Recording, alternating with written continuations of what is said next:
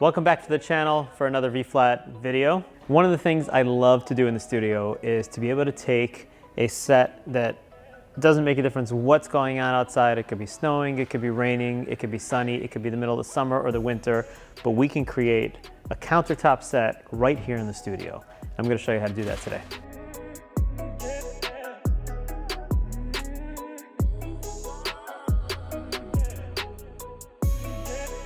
So one of the reasons I love these duo boards are because we have so many different options for countertops and marble looks. I mean, if this was actually a slab of marble, you know, it would weigh like 250 pounds. So this is great that you have this durable board. Today we're doing something a little different with the duo boards. Instead of just going straight up, just two duo boards, we're actually adding a window element as well. So my duo board, the subway tile is about halfway off the marble tile, and we replaced it with a fake window that you may have seen in one of our other videos, and we have this beautiful natural light kind of shining through the window. Think early morning sunrise kind of look, and we're going to create that. I'm going to show you how we did it. There's going to be one more styling element I'm going to put all the way at the end. Stay watching till the end of the video, you'll see it. Really cool tip. So here's this shot where we're at right now. All right, so you see that drama I have coming through the window. It really does look like morning light. I mean, it looks like this bright, sunny day, even the outdoors, like what you're seeing through the window. It just looks like this blown out sky and all this gorgeous light streaming through this window. All right, so let me show you how I did this. This guy right here is my main light. This is just a bare bulb.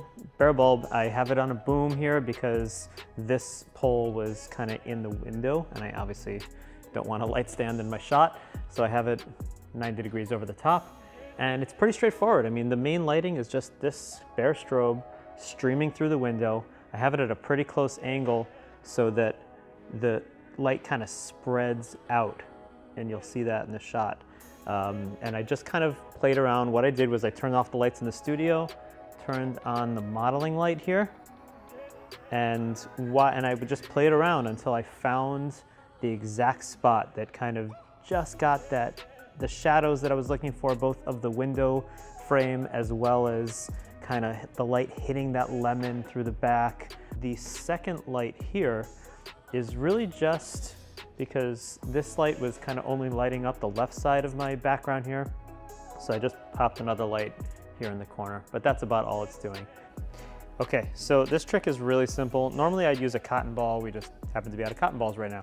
So I'm just take a watered up paper towel, took some hot water out of the hot water pot, and I'm not even gonna place it in. I'm just gonna place it right behind and get that shot while the steam comes up. Oh, look at that, that's gorgeous. So there are 3 points to getting the perfect steam rising up in your image. Number one is, obviously it's gotta be super hot, right? It's gotta be steaming hot to get good steam. So we literally just boiled this water to get 212 degrees of steam coming up. Number two, the light has to be coming from somewhere in the back of the image forward. If it's coming from the front or even from the sides, steam, smoke, snow, water spritzing, all that kind of stuff, it really just doesn't show up. It has to be backlit in order for it to really show up in the image. And number three is on a bright white image like this, if you notice in my image, I placed the steam, I placed these croissants exactly behind where the steam was going to be rising, because I knew on the bright white images, on the bright white areas of the rest of the image, the white steam is not going to show up against a white background. So you need something dark. So I hope this video inspires your creativity to come up with some of your own images with your lighting setups, as well as feel free to copy this like to the T. Go right ahead. Be my pleasure. So what I love about all these lighting techniques is that, like, once you really understand how the lighting affects your images and how it reflects in specific images and how it spreads and hard light and soft light and all the different little tips and tricks we've been giving you, you can really come up with something unique and dramatic and let your creativity run wild. Don't forget to subscribe, and we'll see you in the next video.